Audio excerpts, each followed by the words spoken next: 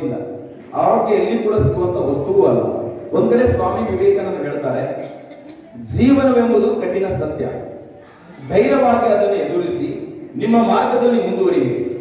ಅದು ಅಭೇದ್ಯವಾಗಿರಬಹುದು, ಆದರೆ ಆತ್ಮ ಅದಕ್ಕಿಂತ ಬಲಯುತವಾಗಿ ನಮಗೆ ಲಭಿಸುತ್ತದೆ ಅಂತ ಹೇಳಿ.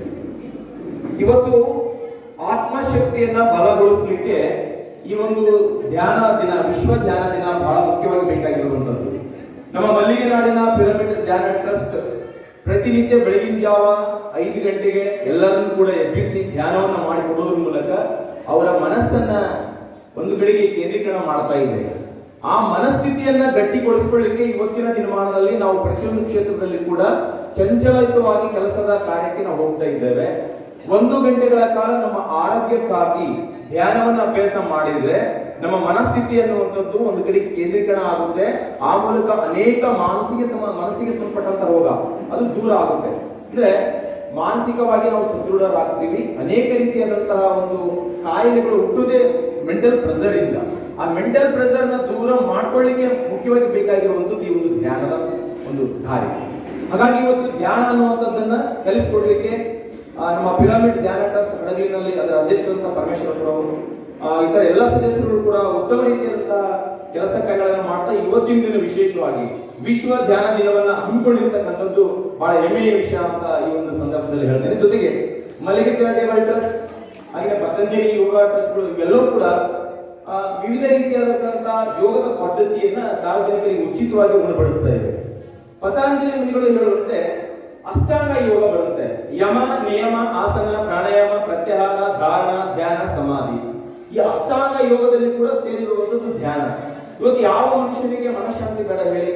ಪ್ರತಿಯೊಬ್ಬರಿಗೂ ಕೂಡ ಅದು ಆಧ್ಯಾತ್ಮದ ಒಲವನ್ನ ನಮ್ಮ ಆತ್ಮಕ್ಕೆ, ಆತ್ಮ ಸಾಕ್ಷಾತ್ಕಾರಕ್ಕೆ ತಂದುಕೊಳ್ಬೇಕಾದ್ರೆ ಮನಸ್ಥಿತಿ ಅನ್ನುವಂಥದ್ದು ಗಟ್ಟಿಗೊಳ್ಬೇಕು. ಮೊದಲು ಮನಸ್ಥಿತಿಯಲ್ಲಿ ಮಾತ್ರ ಏನೇ ಕೆಲಸ ಕಾರ್ಯಗಳನ್ನ ಮಾಡ್ಲಿಕ್ಕೆ ನೀವು ನಿಮ್ಮ ಮನಸ್ಸನ್ನ ಗಟ್ಟಿಗೊಳಿಸಿಕೊಳ್ಳದೆ ಹೊರತು ಯಾವ ಕೆಲಸದಲ್ಲಿ ಕೂಡ ನಾವು ಯಶಸ್ಸನ್ನ ಕಾಣಲಿಕ್ಕೆ ಸಾಧ್ಯ ಆಗುವುದಿಲ್ಲ. ಆದ್ರಿಂದ ಇವತ್ತಿನ ಸಣ್ಣ ಪೀಳಿಗೆಯಿಂದ ಹಿಡಿದು ವಯಸ್ಸಾದಂತವರಿಗೆ ಎಲ್ಲಾ ಹಂತದಲ್ಲಿ ಕೂಡ ಸಂಸಾರದ ಜಂಜಾಟ ಇದೆ, ಕೆಲಸದ ಒತ್ತಡ ಇದೆ.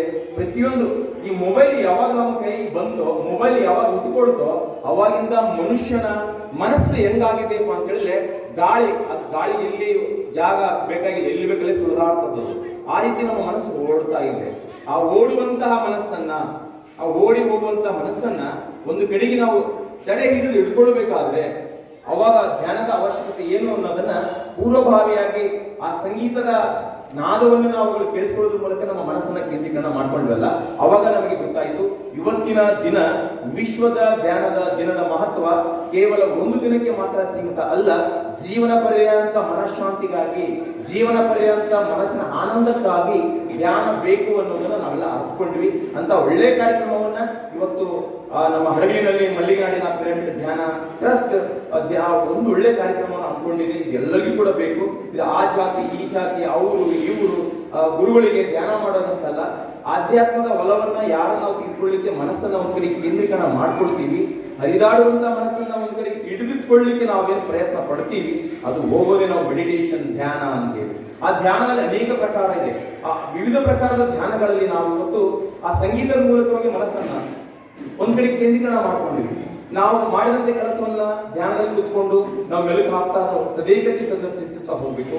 ಆಮೇಲೆ ನಾವು ಯಾವುದೇ ಒಂದು ಕೆಲಸ ಕಾರ್ಯಗಳನ್ನು ಮಾಡುವಾಗ ಅದರಲ್ಲಿ ಮನಸ್ಸನ್ನ ಕೇಂದ್ರೀಕರಣ ಮಾಡ್ಕೊಳ್ಬೇಕು. ಯಾರು ಧ್ಯಾನ ಮಾಡ್ತಾರೆ ಅವರು ಜ್ಞಾನಿಗಳಾಗ್ತಾರೆ. ಧ್ಯಾನ ಮಾಡ್ತಕ್ಕಂಥವ್ರು ಪ್ರತಿಯೊಂದು ಕೆಲಸದಲ್ಲಿ ಸಕ್ಸಸ್ ಅನ್ನ ಕಾಣ್ತಾರೆ. ಅಂದ್ರೆ ಅಲ್ಲಿ ಮನಸ್ಸು ಒಂದ್ ಕಡೆಗೆ ಏನಾಗುತ್ತೆ, ಒಂದೇ ದಿನದಲ್ಲಿ ಸಾಕ್ತಾ ಇರುತ್ತೆ. Fluctuate mind converted to the peaceful mind. ಹಾಗಾಗಿ ನಾವು ಇವತ್ತು ಧ್ಯಾನ ಮಾಡೋಣ, ಜ್ಞಾನಿಗಳಾಗೋಣ, ನಿರೋಗಿಗಳಾಗೋಣ.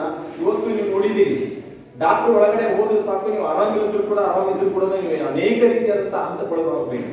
ನಿಮಗೆ ಮೊದಲು ಬ್ಲಡ್ ಚೆಕಪ್ ಆಗುತ್ತೆ, BP ಚೆಕಪ್ ಆಗುತ್ತೆ, ಏನೆಲ್ಲ ನಿಮ್ಗೆ ಏನ್ ರೋಗ ಹೇಳ್ತೀರಿ ಹಂತ ಹಂತವಾಗಿ ಹೋಗುತ್ತೆ.